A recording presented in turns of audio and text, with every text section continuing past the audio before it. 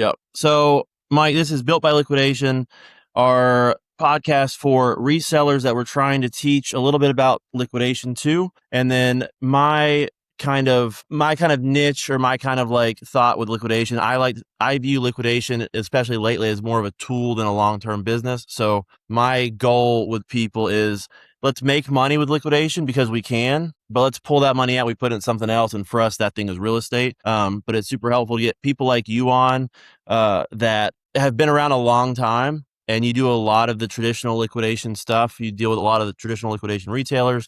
You're live on Whatnot. And so, I mean, you're also a trusted source in the industry, which is hard to come by. I mean, I've sent people to you dozens of times when they're up like that way. If they're looking for pallets, at the very least, I know Mike will tell you the truth about what you're buying. And you don't get a ton of people like that in our space. Yeah, that's definitely true.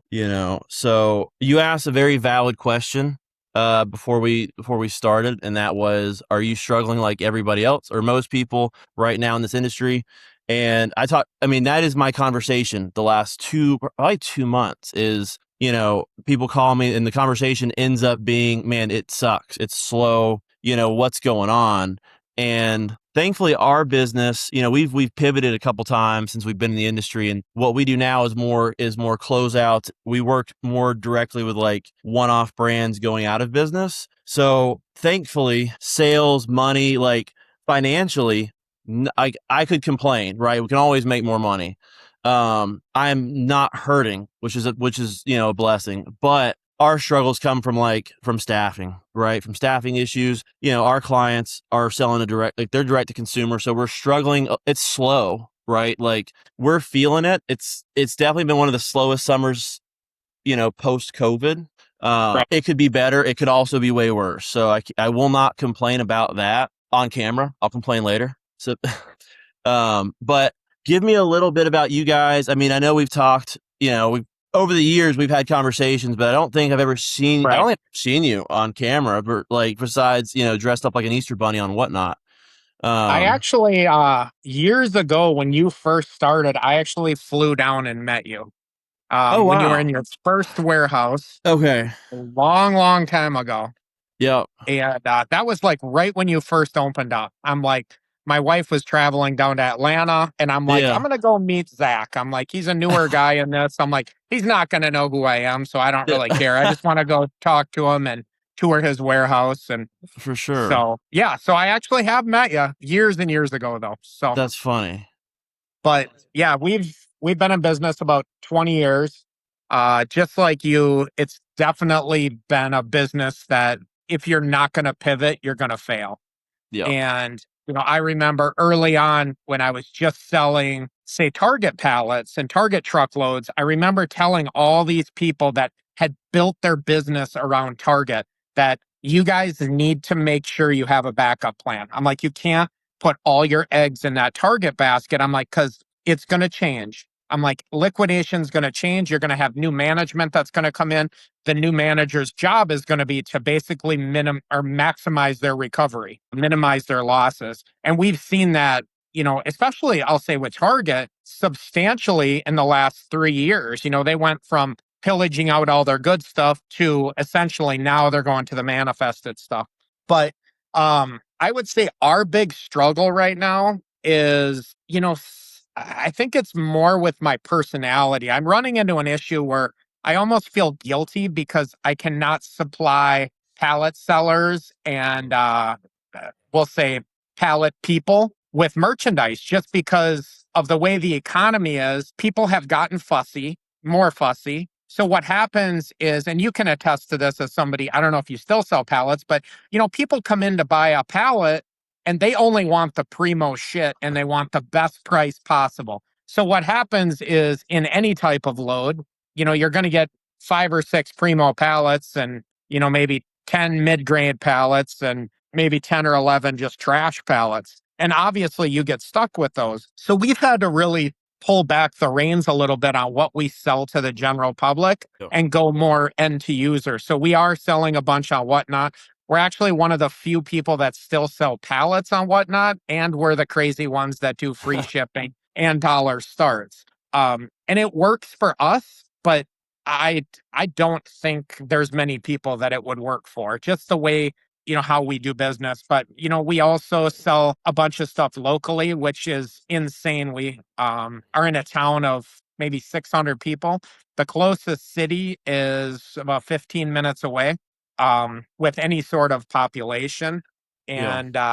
And we do really well just selling locally and doing that stuff, which is kind of where we've transferred a lot of our energy to more of the live selling and just selling individual items versus the pallets. We still sell truckloads, Yeah. but definitely on the pallet side, it's slowed down. Yeah, we saw it, I'm very you hit the nail on the head, in liquidation in general, you have to be prepared to pivot because anytime there's a program that works today, you might as well plan for it to go away because it'll go Right. away. The pricing will change. The processing will change because that's the retailer's job. They're here to maximize their profit just like we are for ours. And so I always get irritated with people that go on. They're like, the loads are getting, dude, that's the point. Like, we are here to get what they don't want. And so we have to adjust as they adjust. But to your You question, look at when go we ahead. started too. I'll say you and I, when we started, years ago, I would say an unmanifested load was gold. That's what you and I wanted. Any Oh, liquidator with experience, that's what we wanted is unmanifested loads because we knew there was going to be loads of value in them. yep, Now that has completely switched. Now you actually don't really want an unmanifested one because it's probably not going to have the value in it. But on the flip side, the manifested one, the prices and the schemes behind it have changed so much that, and I love to compare Target and Sam's Club because I'm very well versed in both of their contracts. A yep, Target contract at 9% a lot of times is actually more expensive than a Sam's Club contract at 25% just because of how they do things. But there's so much inexperience out there that they don't quite understand that one uses MSRP, one uses, what they actually sell it for. There's a huge difference in that. But for sure. We I just did could a ramble video on on it, that stuff forever. No, listen, we just touched on that because I had people comment about asking about MSRP and like how that affects things, and we see it more today because I work a lot more with brands who are going out of business, and so they popped up a brand and say it was you know, whatever, a tumbler, right? The MSRP on their private label tumbler is $49.99. Well, I don't care because just because you said it's worth $50 doesn't mean you sold it, and clearly you didn't because you're out of business. Um, Right. versus like a Yeti sells for $49.99, I will sell that Yeti for half price. The brand matters. MSRP, you just have to be careful. You have to be careful with it. Like Target's private label clothing does not command the same resale value as Sam's, who sells Levi's or Carter's or well-known brands. Those brands you probably can get 50% of retail of, so you can pay that premium. But Target's, I forget what Target's brand is offhand. Goodfellows Like is, Goodfellows is one. Yeah. yeah. I don't care if those Cat jeans are and thirty Jack. bucks. Yeah, you're gonna sell those jeans for $5. Like it's just known jeans are $5 that are off brand. I mean, at least down And here. right. And that's a huge hot topic right now. The target manifesting. And I've talked to a lot of people about it. And sadly, the only people that really defend it are the contract holders. And I do not defend, like, I don't blame them at all. Like, you're tied into something, you have to sell it, you have to try to put a good spin on it. But Mm-hmm. there's no good way to put it. Like the Target clothing, I mean, I That's a have big topic. numbers right in front of me of a manifest. So like the contract holders are paying anywhere from 3 to 7%.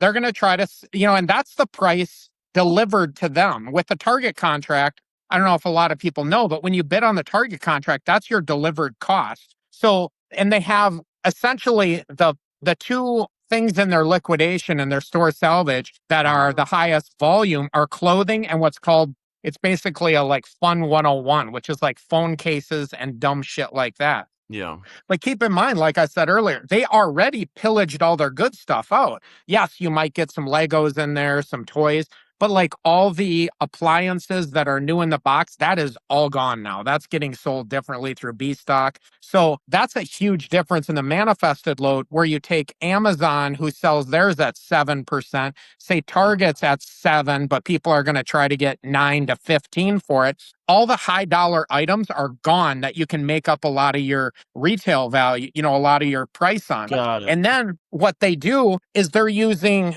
MSRP. And the problem is majority of what Target closes out is all on clearance already. So it's 10 bucks. They already got clearance stickers on it for $1.99, but they're charging you, a dollar for it. Yeah. How do you make any money at that? And, the clothing, when you bought, you've bought your share of, Target unmanifested store salvage.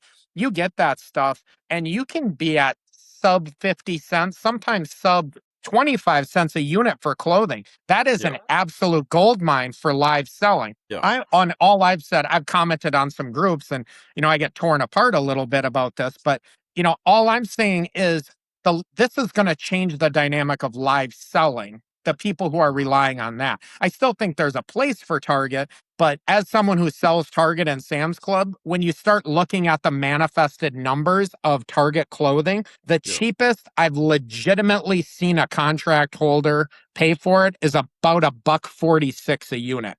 I have contract holders that are claiming they're paying less, but I Yeah. don't see that. That is their direct cost. So what's happening is they're taking I believe they're taking the whole load, averaging it out per piece, making the Yeah. price look lower. But if you actually take, like, here's some information that I wrote off one manifest I had. It was 2,659 units. That's 59,000 in retail. They were billed out 3686 for all the clothing, which comes to $1.46 delivered to the contract holder. So now, and keep in mind, that's at 6.5%. People are trying to sell it for 9 to 12. So you Yeah. look at 9%, you're already over $2 a unit to the contract holder, not to whoever's buying it. Sam's Club, you're looking at $3. I mean, I tell people on my Whatnot show, I will sell you Sam's clothing at $3 a unit delivered. And that's for your name brand. So Yeah. I look at the live selling and the people that have relied on the Target at that a dollar or less, that is definitely going to change the dynamics. Like I said, and you'll agree, like there's still a place for that somewhere, For but sure. you really, all I'm saying is that's just going to be killed for that stream. And sadly, that is a good share of people that are eating up the current Target. Yeah, I mean, I've been hearing about the Target for the last month or so. Like, we've stepped away from for the most part, the traditional, what I call the traditional liquidation area, which is like your Target, Walmart, Sam's Club. Yeah. Obviously, we've done this for so long. I talk to all these people. I sell these people stuff. But since I've been doing this, Target clothing has typically sold for 85 cents upwards to $1.25. So like that's what we could always buy and sell Target clothing for. So we're going from that number to almost double to $2 plus. I don't, everybody asks, well, how is that sustainable? Or how is, that it can't last forever. It's going to come back down. And I don't think it does. I mean, that's my opinion. I think everybody adjusts and they think that either the people that can't make money will go out of business or they'll find something new. The people that really want it will make it work for their business and the pricing will stay the same. Once pricing goes Yeah. up, it's rare to see it come back down. I mean, when COVID hit, we're all like, the pricing will come back down. Well, we're 4 years outside of COVID and I haven't Yeah. seen anything come back. I haven't seen anything come back down. We've had it up and maybe it plateaued a little bit, but it's not going to change. So you've been warned by people like the pricing's going up. It's here. Now it's up. Your time to adjust your business was 2 or 3 months ago. If you waited till the pricing went up to adjust, I'm afraid you might be screwed. Um, Right. and you And need there's to so adjust many quick. people that are looking for stuff now, but they're sticker shocked when they see the price of it now. Yeah. And, it's just, I legitimately feel bad for a lot of people from top to bottom. The contract holders of Target, I really think, like some people with the Target contract that just happened, like they actually bid on a per pallet price saying, hey, it may go to manifested. And then, 2 months into the contract, they switch it already to the manifesting. Yeah. Some people actually bid on the manifested pricing. But, I feel bad for a lot of those people because those guys secured warehouses and they got to sell the stuff. Yeah. And the price of the load essentially doubled. And the value of the load essentially is going to be similar for most of the people because a raw target load is going to come in, maybe 26 pallets, but there might be a box on one pallet, two boxes on another. Yeah. Most contract holders build that up to 26 pallets, send it out. That's the common theme. So what's going to happen now? Like I talked to one particular guy who said, I got that same truckload manifested. I built up my pallets like I normally would. I got 11 pallets. My cost on it was $11,000. Oh my So he's gosh. like, how does the old model work when I built up 26 pallets and I sold them for 13,000? He said, my cost without labor into building the truckload came to 11 pallets. Granted, the numbers are going to change, a little bit, but just rough numbers. I mean, that's twice the cost and it's the same merchandise. Like Target's not sending anything different now because they're manifesting it. Yeah. So you're So saying, just to clarify, what it sounds like they're selling is like a processed load. Like people process Amazon and they pull everything $80 and up out, and they sell the rest to the bin stores. What it sounds like to me, the Target loads are now is if I were to process an Amazon truck, pull my 80 and up, and then manifest everything else, and then charge 9%. So basically, what's happening is Target and many other retailers are doing this too. They're essentially, like I said, they're maximizing, we'll say minimizing their loss. So what they're doing is they're teaming up with B Stock or whoever else it may be. And they're like, okay, B Stock, will you take all my electronics, sell that? Will you take we'll leave our open box appliances in there, but the newest box ones we're going to put in this load. So there's IRC, there's all kinds of different, we'll say, facets of the Target contract. The store salvage is the one I'm talking about. Store salvage is probably the most common one you see out there, along with the MOS, which is the case pack. Yeah. So Target came out to contract holders and basically had told all of us that this was a few years ago, that we're going to start taking out the good stuff, basically. So what they did is they took out my argument with them. This was when I had a contract with them, was they would take out a KitchenAid mixer. We used to get pallets of KitchenAid mixers on a Target contract, Dyson vacuums, like great stuff. Yeah. So they took out the KitchenAid mixer that was worth $350. And in that space, they essentially refilled it with 350 $1 bullseye playground items. So their description is still the value is there. And my argument is no, the value is not there. The retail value is the same, but you've taken the true value out of that pallet. So, and that's what they've done. So now a lot of that higher end stuff goes to another market, another contract, we'll say, that they sell. So you're not going to see large volumes of that. Anybody who's gotten the Target store salvage stuff in the last few years have definitely seen a decrease in stuff. The problem is a lot of contract holders haven't physically told their customers what's going on, because one of my pet peeves is after COVID, what Target did when they first took the stuff out of the pallets is they offered essentially people who had a contract, they sold it for $100 less. But do you think contract holders told their customers No. that? You know the answer. So what happened was they took the crap out, the good stuff, replaced it with crap. They got $100 credit as a contract holder, and people were selling. I don't know if every contract holder got it, but I believe everyone did who had a contract during that time. So what happened is, so you buy a truckload, you're like, dude, where's all the good stuff? It's a lot of bullseye playground. It's just low value stuff and massive amounts of clothing. So me as a contract holder, I'd be like, well, I don't know. It's just what's coming through right now. So, and you would be making an extra $2,600 a pallet. I would on the credit, and then just push it off as it's Target's fault. And then eventually what happened is the new contracts came out. And the target contract, so that was kind of when there was a massive influx of people trying to get target contracts. So the newbies would come in not knowing that the bad stuff is not necessarily all what you're getting, not Yeah. bad, but the lesser appealing stuff. Yeah. They're not going to read the fine print on targets, terms, and everything. So they're bidding, and they were bidding the same price as what the old contract was. Yeah. So that's where you've seen the target contract go up quite a bit. And Gotcha. then as far as other pricing, you were saying like you haven't seen much go up or down. I can honestly say, as one of Sam's Club's largest contract holders, Sam's Club contract has actually gone down. Oh, wow. It's one of the only ones. Originally, when we started, I believe our contracted price during COVID Hmm. was, I'll just take electronics, for example. I believe our contracted price was 35%. After COVID, it got down as low as like maybe 28%, Okay. and it's still not back up to 35 yet, which is very nice. I mean, Yeah.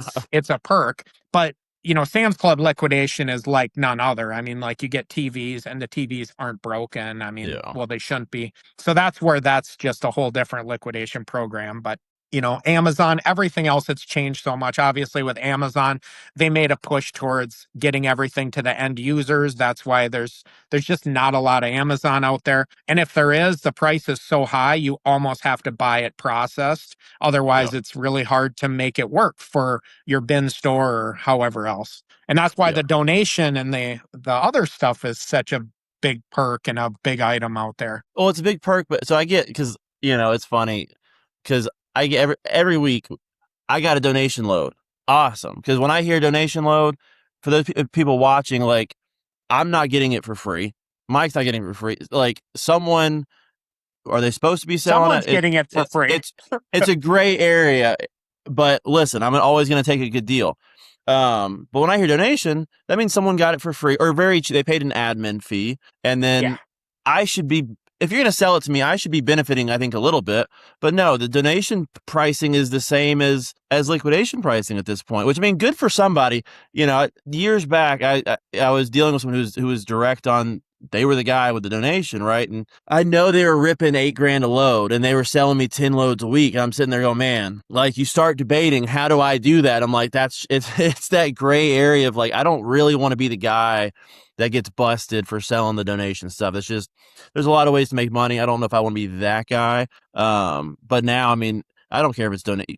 I think a lot of stuff gets called donation now, because, like, if I call it donation, which is this whole industry, right? I don't remember years and years ago, black wrap Walmart. Yeah. And all it is a guy with a roll of black wrap, shrink wrapping it in black, and every Yep. once in a while stuffing an iPhone in there and pulling it out. I mean, good on him. Or it I was just, the like, 100, was it like the 100 loads out of TRG? That was the Walmarts that people called the black wrap because they had two different numbers on their BOLs back in the day. Like yeah, one was a 92 and one was a the 100, I 90s. think it was. Yeah. It was I something remember, like like, that, where the 92s were not as good and the 100s were yeah, the black wraps. yeah. And I would ask my rep, I'm like, can you, and there's nothing different. The wrap was, Yeah. that was that shift or whatever. And then every once in a while, Amazon has a program, and man, a lot of times it's somebody with a roll of wrap, and it's like, this is a good idea. I mean, that's what this industry, like, is to me. I was just talking to someone about this. Is a lot of stuff, once outside of the contract holders, it's a bunch of us repackaging it to make it a different, like, mystery boxes were all the rage earlier this year. It's the same crap in a smaller box. The watermelon. Right. And I bring this up because, like, I never get the credit for it. But when COVID hit and the Target case packs were the Target case packs that, like, were You good, get like, good stuff. we took a subcontract over from Bobby Mick down in Florida, and best decision I made in probably our liquidation history. We were 40 loads a week at one point, and I maintain that we built the original watermelon box. Like, we had the idea to put it in the watermelon box, and we blended it, and we made really good loads, and we got a 3.5 to 1, meaning the pallet came in, it built 3.5 watermelon Gaylords. The amount of money it was absolutely insane. We provided a service, like, to people that couldn't afford the full load, or our service was, what it really was, when you bought a load from us, we gave you, essentially, it was 24 pallets on a truck. Every 4 pallets were very similar. They came off the same case pack truck. But because I had so many trucks coming in, I was in your little $5,000 watermelon truck. You got the equivalent of 4 to 6 loads blended together. So that was the big value. But all we did was repackage it. It was the same Right. target case pack in a different box. Mhm. And that's what a lot of this stuff is it's all of us trying to figure out how do we repackage this to make it different, to make it more exciting for people. And what a lot of people don't understand is really the liquidation space for contract holders is very small. Like, even the recyclers, the people that are doing the donation stuff's different because, they obviously are not really liquidators, but Yeah, they're having liquidation people sell their stuff a lot of times. But, the main space of the big contract holders is really the same people it's always been. yeah. Maybe the business has been bought out and changed, but for the most part, I mean, it's kind of the same people that have been doing it for forever. I mean, don't you think?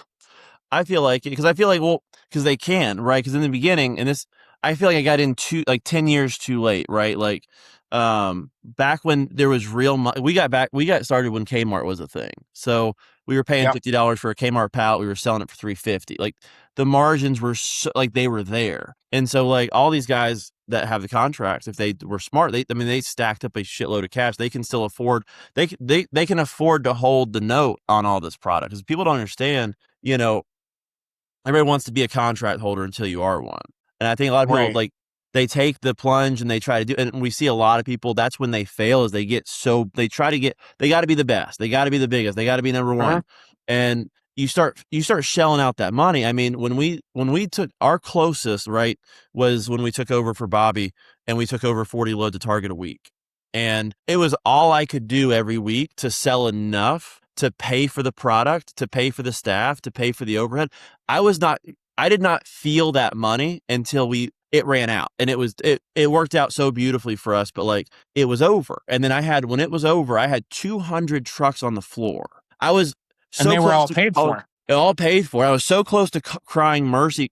I had 150,000 square feet. And when the last truck came in, we were having conversations on, do we put it outside? Like, because we couldn't, there was no space. So at the end of those two, like at the end, I felt it. Like we got 2 months where we stacked up a shitload of cash, for lack of a better word. So like, I imagine that's what these guys have gotten to do over the first 10, 20 years. And then now they have the cash to do it because a new guy coming in, I mean, these Amazon contracts are massive. The deposits are Yeah. massive to get started, and then the manifest. People don't realize because we took over a couple, facilities for liquidity last year, I think, trying to process and we trying to do something right that was like consistent because there's no consistency in this industry. Man, you ship me the load. I don't get the manifest for a week. I can't Right. process without the manifest because we'd have loads that cost us 18 grand to 50 grand from the same facility. So you can't even just dump it.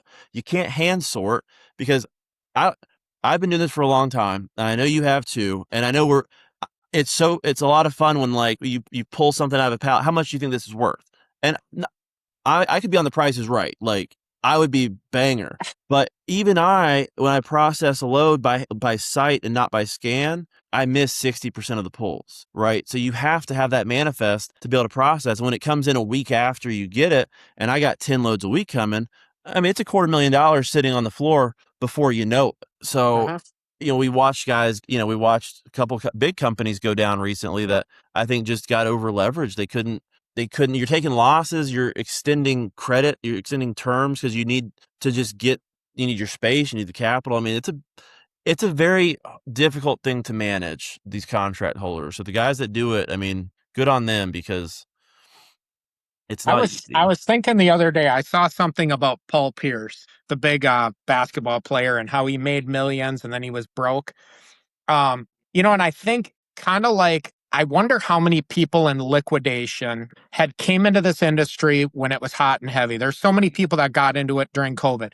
They Oh, came in, no education, no anything, maybe, and no offense to anyone who did this either, but how I know. many came in with no education and just got lucky and struck it good, made tons of money, kept going, but because maybe they're a little bit ignorant, they're going to lose everything just because they're not smart enough to pivot and change. Yep.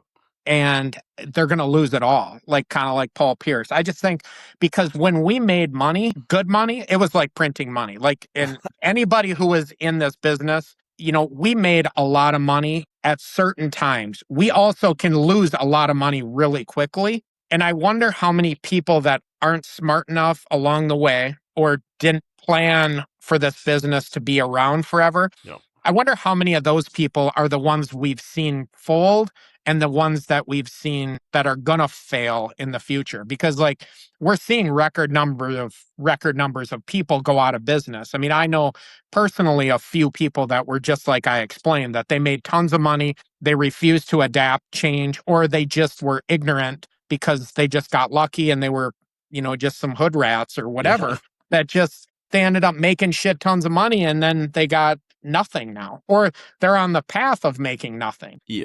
No. I, like you, invested in real estate and did a bunch of other stuff. Yep. That's smart money, I think. No, when you said that, it's so funny because I mean, and I won't mention names.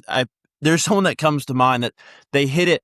We were around before COVID. We knew the struggles, and then COVID hit. And I say this in almost every interview that brings up COVID is the best thing that happened to my business. And it sucked for a lot of people. Didn't suck for me. But you're Yeah, right. same. A lot of people got in at COVID, and then they I guess they must have thought this is liquidation. This is the best thing ever. And they over leveraged. They got spaces that they can't afford. They signed leases that are 5, 10 years, whatever, thinking this will never change. They invested in staff. They invested in processing, and then stuff obviously fell apart. And it flows right into my point that I try to make. And I try to tell everybody, this industry has the biggest ups. I mean, like you said, we all know it, right? We can all think back to the most recent deal where we printed money. I mean, several come to mind where, literally, I thought I had a printing press because it was throwing off that much cash. Every dollar we've been doing this for 13 years, every dollar for the first 10, we bought real estate with. And I still buy, I try to buy 4 to 5 buildings a year. Our goal next year is to double. We're a big push next year to get out of this industry a little bit more. Because if you only reinvest in this industry, you will lose it. Like, I'm sorry, the guys that are big, like Liquidity, there's only so many, and there's more of us that have great businesses. Like we have a small business, we make a lot of money, but I do my best not to reinvest it into processes, because every program I've ever had that was mine, and the Target Case Pack is a prime example, that ended. The next one will end, so do yourself a favor, anybody watching, and just take it from 2 people that have done it and are still around.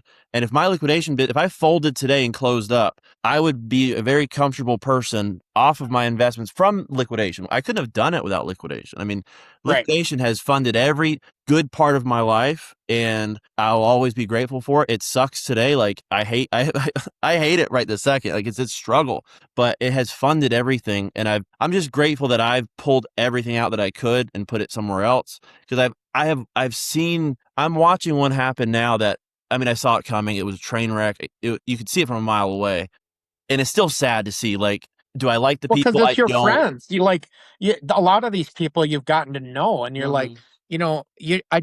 I legitimately feel bad for them. There's a lot of people out there that, have these contracts, and I just know it's not going well. And, you see them driving around with their Maseratis or whatever. And I'm like, I hope to God you plan for what's coming next. Yeah, it's not. I don't see it getting better. Now, someone asked me, "You think it's getting better?" I said, "I don't think pricing gets better. I don't think freight gets better for a while. We're coming up on fourth quarter. You got a chance to sales will get better. Like people will start spending money in fourth quarter again. But if you can do one of 2 things to make more money right this second. You can either sell more, which is a little bit difficult, or you can start looking at your expenses and start trimming the fat. Because every one of us has fat in our business that we don't want to cut, whether it's a person that, or it's some kind of, I have 3 forklifts. I only need 2.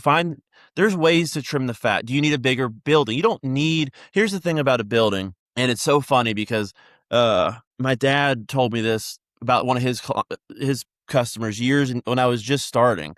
He said, whatever building I've been in, I've always filled it up. And that's the truth. Like Mhm. I've been in 2,000 square feet. I've been in 200,000 square feet. And within 2 months, every one of those buildings has always been full, right? Your overhead it gets out of control so quick. When I remember my first 17 years in this business, I operated out of a 40 by 80 pole shed out in the middle of the country Yep. and 3,200 square feet. And I had a Target contract during that time. I remember out on my gravel road having 11 semis lined up. And I'm like, I Jesus. don't know how you fit 11 semis in a pole shed. That, like, Yeah. but I made it work, and I got to know a lot of people that way because I'm like, hey, I need help here. Will you buy one at a cheap price? Yep. And and then we moved into our new place, but it's only 12,000 square feet. But it took me 17 years to get to this point because I wanted to buy it. I didn't want to lease. Yep. And then once we're here, my payment's $2,600 a month. I mean, and it's basically paid for. I got 4 loading docks. Like it's perfect. Like for us, I feel like even if we didn't, we're definitely scaling back. Yep. I've given up some Sam's Club contracts. I gave up my Target deals. Like I'm content with, it's like I've made enough money. I do well with debt. I manage money well. Like I'm trimming the fat as you're talking about. And I'm basically just trying to, pick and choose and really diversify. Like we are constantly changing what we do. Yep. And a lot of people are just really set on not changing or they limit their changes, but you really have to be diversified. I mean, I remember when we first started, we were selling pallets in this area. We'd sell 200 pallets a week. Yep.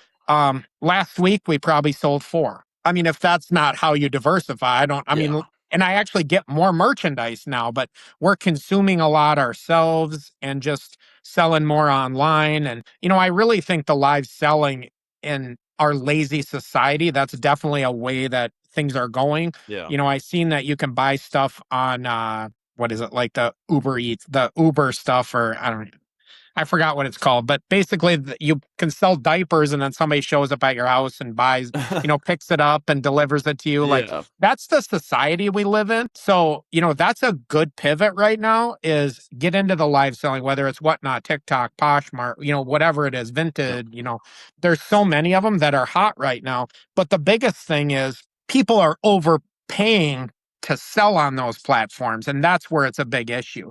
Yeah. Like just because those platforms are, really hot and a great place to sell, you still have to buy the merchandise right.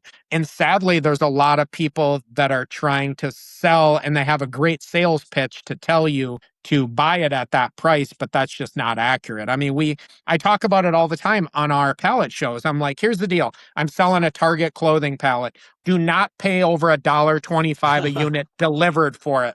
And I get people on there all the time. And I even got messages from a liquidator. He's like, dude, you're fucking me over here. He's like, I sell it for 3. And I'm like, you shouldn't be. I'm like, the liquidation market, like your market for that stuff on those live selling platforms, if I were to sell it, I'm going to get between 3 and 4 bucks, maybe Yeah. 4.50 on average. So, I have to be into it for $1 or less. Yeah.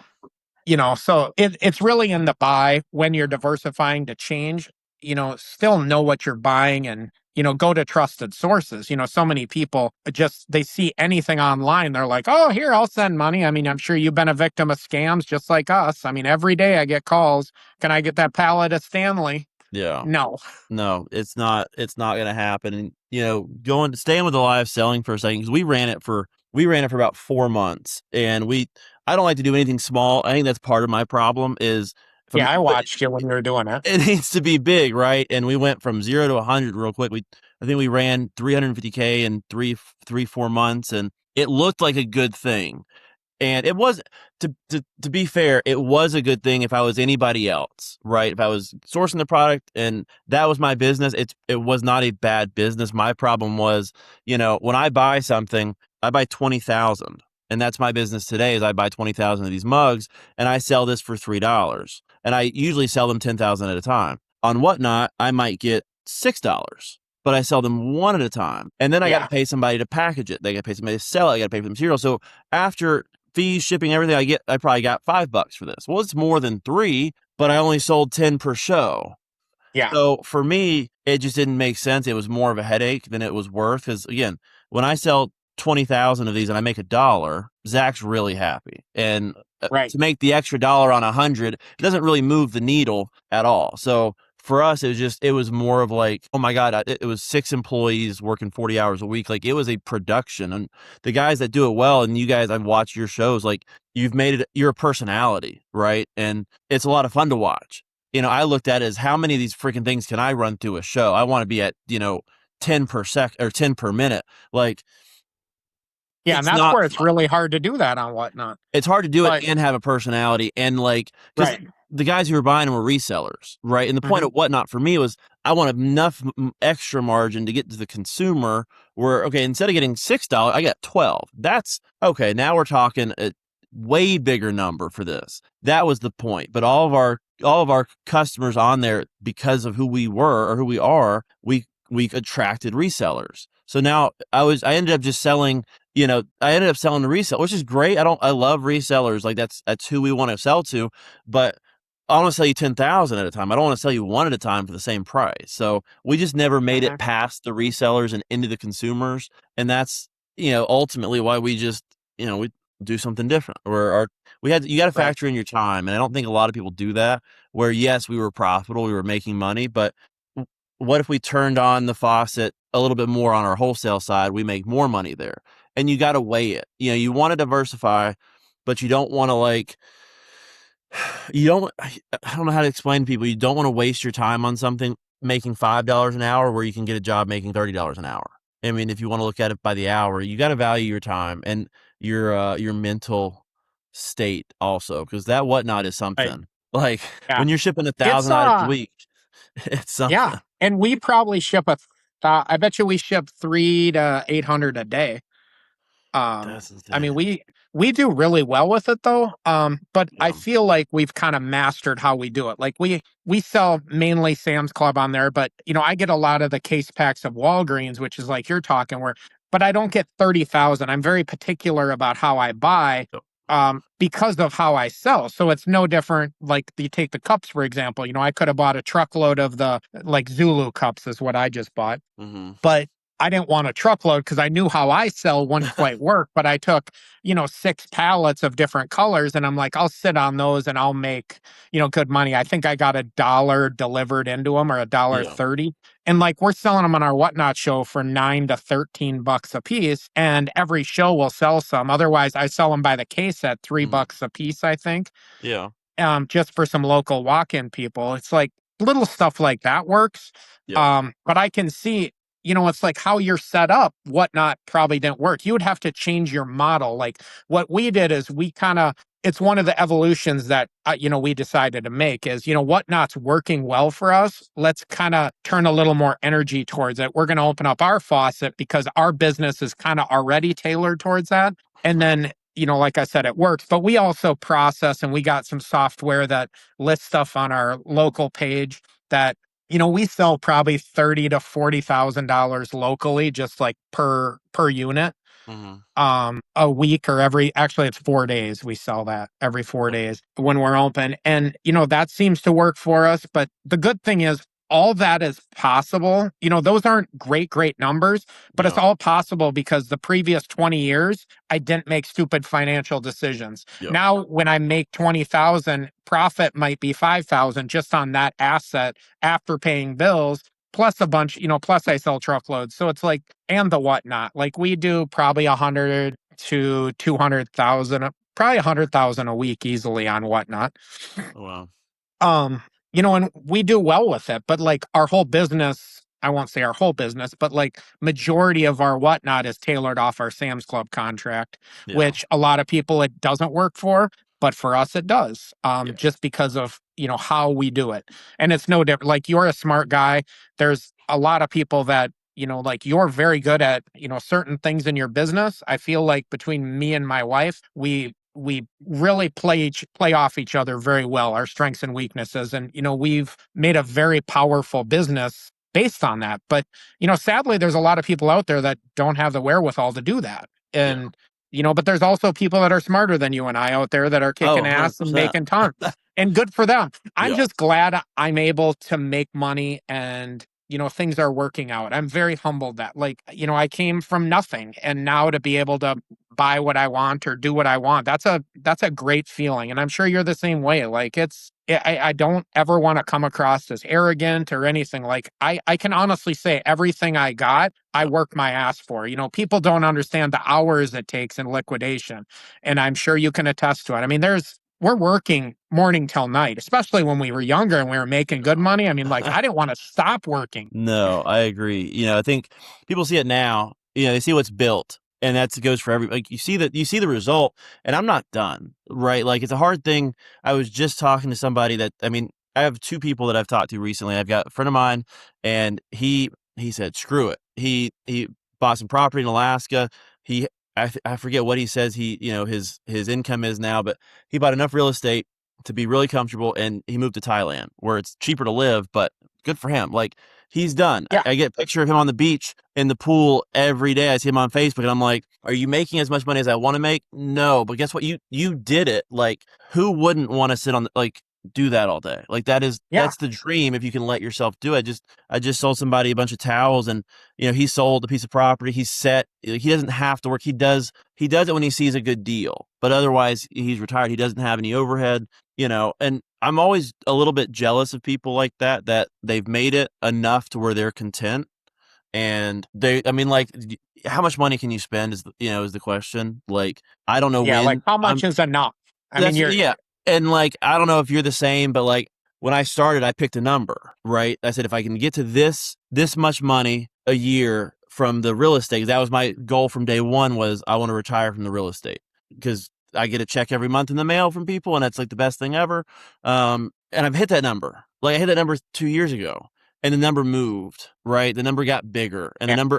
I see the number coming, like the new number coming. It's very close. And I'm like, but I don't think that's enough. And it is enough, but it's There's like there's leadership classes out there, Zach, that talk about you can't move the needle. Once you get to that point, you have to be content. you've got to be done.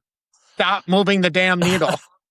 It's I have to tell my kid that. He always moves the needle. I'm like, be yeah, content, be happy. and it's And the I'm hardest very thing. fortunate because like I have a police pension. So like I don't need this for retirement. Yeah, I have my goal was, when I was ready to retire, just have shit paid for. yeah, I didn't know liquidation was going to be this good. And like I have houses and places and we rent and do different things. And, it's great. I could live off the rental stuff too with my pension and be very happy. yeah, But, I'll still have to do something in liquidation. Like this has really become a passionate thing for me. And yeah, I even thought I would be okay with just closing up and just me doing some live streaming and buying, like keeping one or two Sam's Clubs or just buying some liquidation pallets and, yeah, selling. But, I've also been offered by a big company to buy us out, which I thought was very humbling. yeah, Um, a big liquidator's like, I love what you guys have built, your Facebook page and everything. And I was like, so that's in the back of my head too. But, part of me is like, I built this and I would rather be a part of it or give it to my kids or something if it's around. But still, you have to adapt. And, I thought if nothing else, we'll do, add freight brokerage because we do freight brokering, stuff like okay, that. We own a trucking company, so I bought a trucking company, kind of like you buy real estate. We got into yeah. trucking shit like that. So I just want to add all those pieces to our business, so we are very well diversified. Yeah, and I think all of us. By the way, if anybody's looking to buy a liquidation business, feel free to reach out. I'm not like Mike. I have no.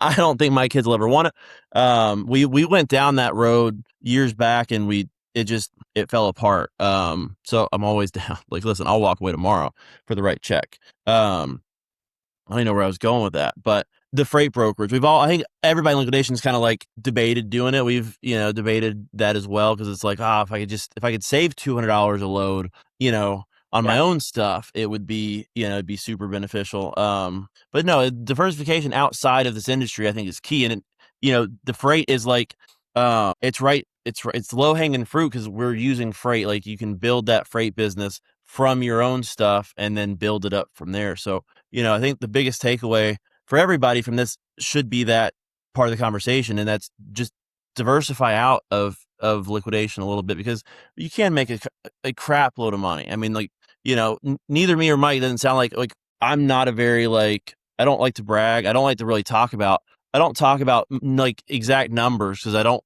and I've debated that with my content, right? Because I want people to follow us and to look at me like I know like something like what I'm doing. I didn't go to school. I dropped out of college. So like everything I've done, I've taught myself to do it. And so I've always, But you've been in this for such a long time. Like that speaks for itself. And, yeah, you have a good name in this business as well. So, and that's something to be very proud of. it's definitely, yeah, it's, this industry. And I had a lady reach out to me and she was like, so and so said, like, your name came up in a bad way the other day. And I was like, well, tell me the situation. I'm like, I've been here for 12 years. I was like, if everyone in this business likes you, something's probably, I'm more skeptical if I've never heard a bad thing about you than if I've only ever heard good stuff because you've not sold enough. Like I've sold thousands of truckloads. I'm sorry. I'm going to piss somebody off. Right. There's no way that I've sold, I talked to somebody the other day, like we have a 4% customer like complaint rate. I'm like, you're full of it. There's no way, dude. There's no way. You sell 2,000 trucks in a year and you're telling me less than 20 of them you got to like complained on. No, there's no way. It's okay. Like I can't control what comes out of a direct, if you want a Mhm. direct load and I sell you a direct load, and I have a question about you guys and how you guys are doing as far as truckload sales. But if I'm brokering a truck, and this is my pitch to people, is especially unmanifested, you want it direct. This is all the information that I have. I'm giving it to you. My fee for doing this and facilitating is my broker fee. And I've honestly debated starting to put the my fee on the invoice. So instead of it being target truckload $9,000, it's target truckload 8,500, broker fee 500. So you see it and listen, I'm facilitating this to the best of my ability. You're not paying me for insurance. Like if there's an issue with the load, I will fight tooth and nail for you, but you're not paying for that. Like I'm sorry some guy complained to me, oh, they shipped me 6 pallets of X. It came from the like direct facility to your door. What do you want me to do? I can't give you a $3,000 credit or a refund. I made $500, dude. Like I can be as transparent as possible. That's not enough to a lot of people. It's not. I think people get confused. They confuse wholesale or liquidation with wholesale, and it's two different. Like it's yes, we sell it at wholesale prices or below wholesale, but like if you want to buy again, I have a cup, so like I can sell you these cups wholesale for $6 a piece. That is wholesale because retail is 12. Liquidation, you get it for $3 a piece because there might be a dent in the side or this color doesn't sell very well. Like there's a reason why it's being liquidated versus wholesale. But going back, backtracking a little bit to the truck sales, back pre-COVID, we were super big in the liquidation industry, like brokering trucks. And I went back because someone had made a post and I was like, I wonder how many loads we sold. And our best year, we sold 3,000 trucks. We brokered 3,000 loads. It was a lot of work. The margins were better back then. You could mark something up to $1,000 a truck and nobody it was fair. The guy on the end still made money. I made money. The guy I bought from, everybody was making money. I see today, when Dollar General was being pushed real heavy earlier this year, people were fighting over $150 broker fees. Like that was the margin. Are you seeing, do you have a limit? Some guys have a limit. They say, listen, I won't charge you any more than X. But are you seeing it's harder and harder to be that middleman broker? And there's the So margin has to I be, don't, yeah, I try not to actually broker any stuff anymore. Like this is just, I'm trying to limit negative contact, we'll say. Like that's where you run into an issue is when you're doing that.